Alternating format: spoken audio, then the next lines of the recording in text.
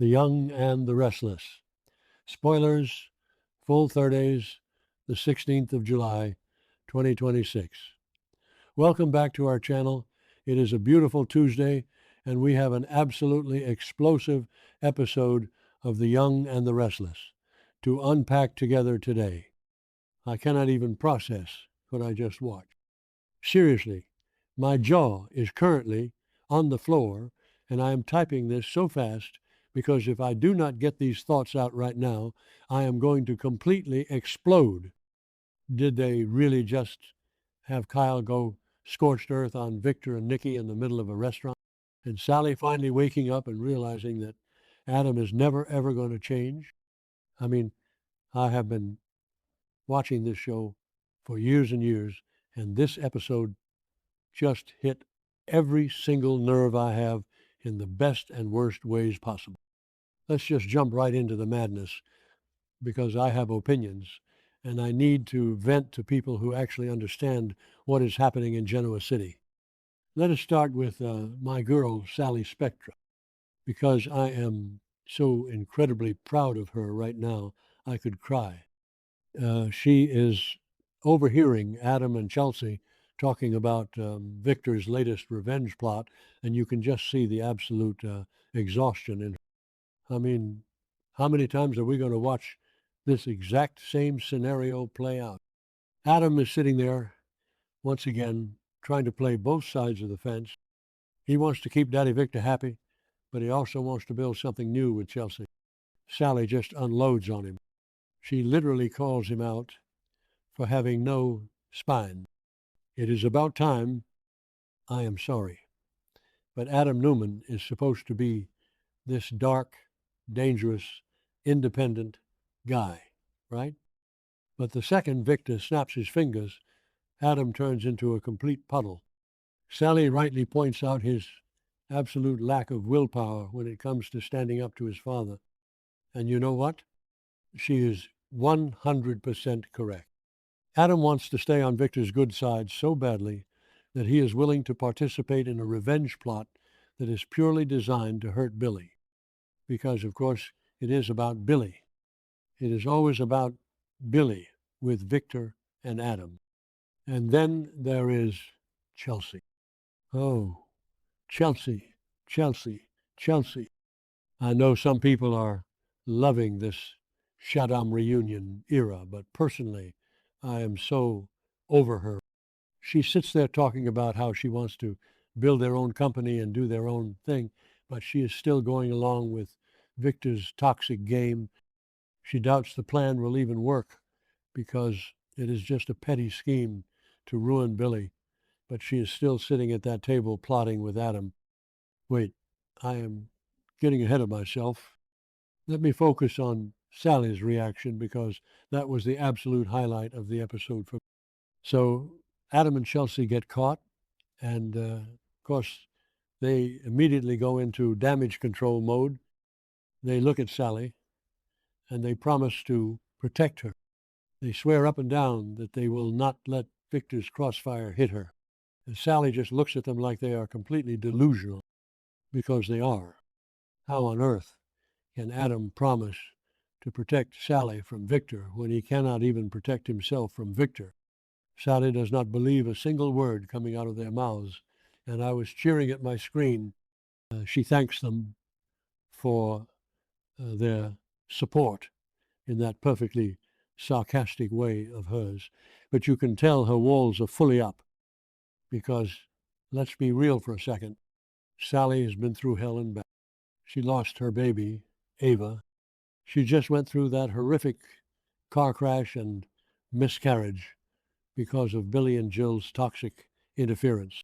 She has literally lost everything multiple times, and she knows deep down that the only person who is ever going to truly protect Sally Spectra is Sally Spectra. She is not going to sit around and wait for Adam to magically grow a backbone.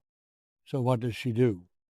The second she walks away from that table, she pulls out her phone and calls Audra Charles. Yes, yes, yes. Am I the only one who is absolutely obsessed with this Sally and Audra dynamic? They are the chaotic, ambitious duo that Genoa City desperately needs right now. Sally tells Audra that there is a war coming and they need to prepare because time is running out. I am so here for this. Let Sally and Audra build their own empire and crush everyone who underestimates. I am dreading the inevitable moment where Victor tries to crush them, but for now, I am riding this high. Okay, back to the point, because we have to talk about Diane Jenkins.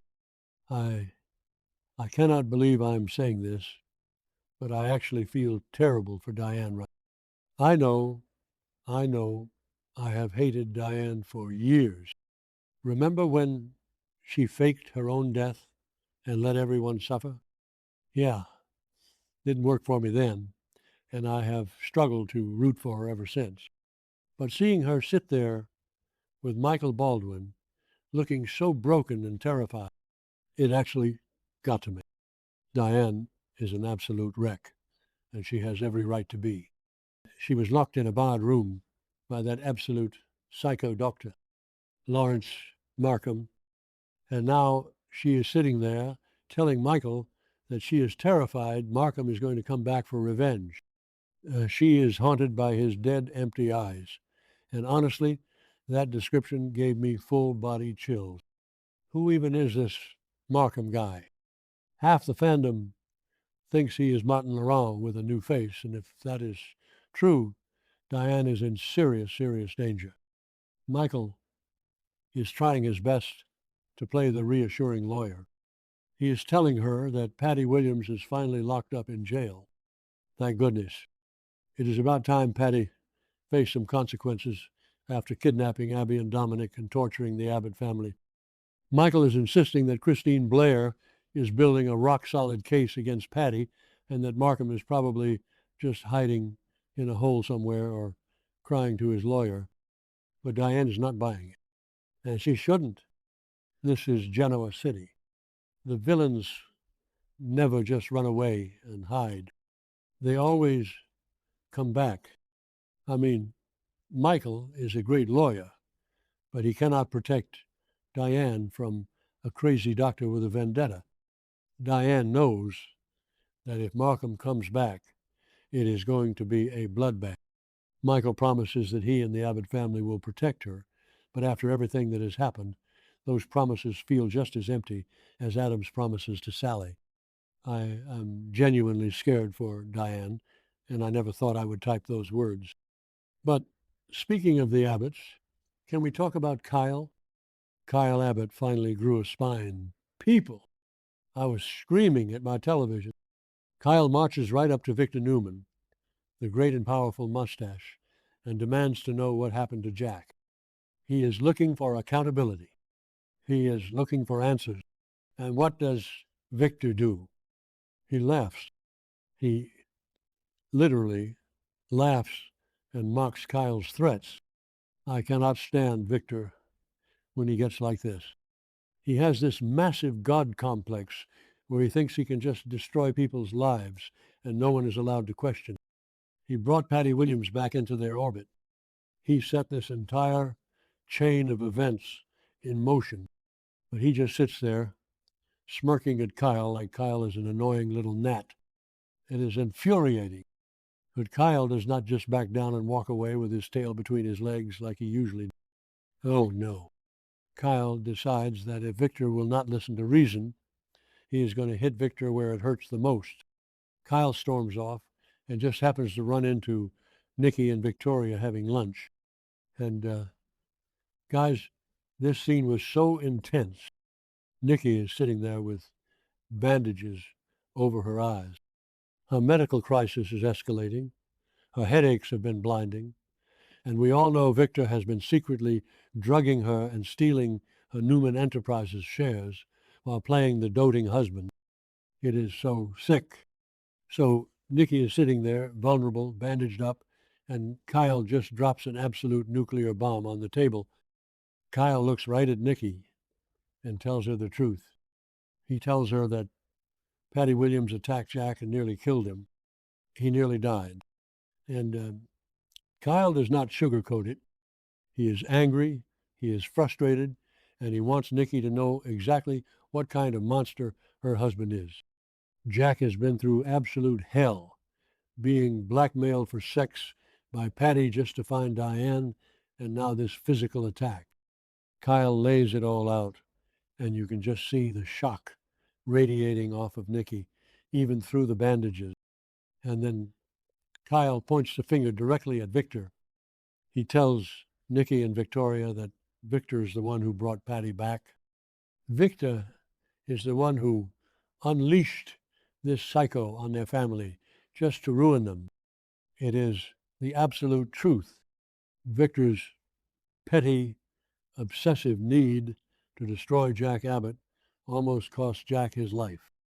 But of course, here comes Victoria to ruin the moment. Like a good little puppet, Victoria immediately jumps to Victor's defense. She starts lecturing Kyle, telling him that Victor had absolutely nothing to do with Patty attacking Jack. I am sorry, but is Victoria completely blind? She is already suspicious of Victor liquidating Nikki's assets, but the second someone outside the family attacks Daddy, she blindly defends him. It is such hypocrisy.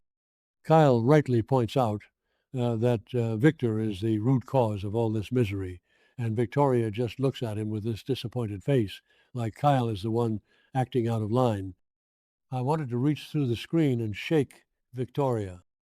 How can she not see what her father is doing? But the real impact here is on Nikki. Any goodwill that Victor was trying to build with Nikki, any fake reconciliation they were working on, is completely shattered now. Nikki cares about Jack. She always has. And hearing that Victor's vendetta nearly got Jack killed, that is going to break whatever fragile trust was left between Victor. I am just sitting here typing furiously because this episode gave us everything. We got Sally stepping into her power and rejecting Adam's weak excuses. We got Diane actually showing human vulnerability and fear. And we got Kyle Abbott delivering the ultimate reality check to the Newman women. I know some people are probably annoyed that Kyle was so harsh with Nikki while she is wearing eye bandages, but honestly, good for him. The Newmans need to stop getting away with murder. I cannot wait to see what happens tomorrow. Is Audra going to help Sally take down Victor's plan? Is Lawrence Markham going to pop out of the shadows and grab Diane again? What is Nikki going to do when she realizes Victor not only nearly got Jack killed, but is also stealing her company out from under her? I am dreading the fallout, but I am also absolutely here for it. Let me know if you guys are as worked up about this as I am, because I am going to be thinking about this episode all night long.